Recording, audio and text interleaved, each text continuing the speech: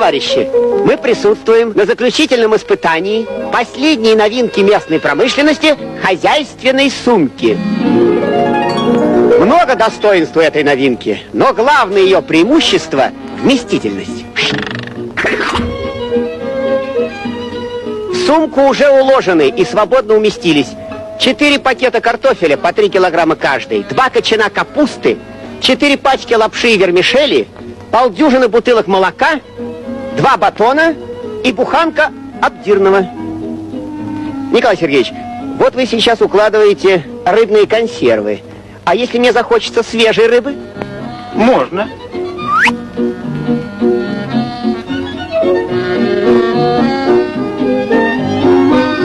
Пожалуйста, свежий палтус. Ну, а на сладкое? Пожалуйста.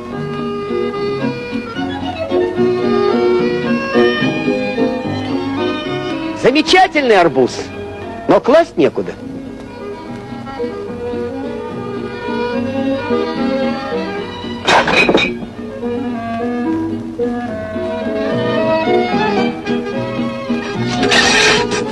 Замечательный подарок. И все это для вас, дорогие наши женщины. Просто для тебя дядя Юра. Вот поле и полей.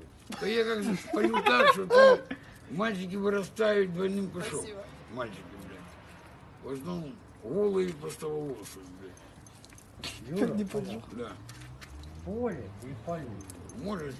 Не могу, у меня нет. Респийский, Нихуя себе, ты А что? у меня денег. Ой-ой-ой-ой-ой. Вась, Поляк красава просто, Брат. мужик. респийский верни.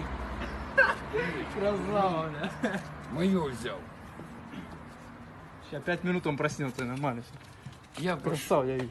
не люблю вот этот эпизод.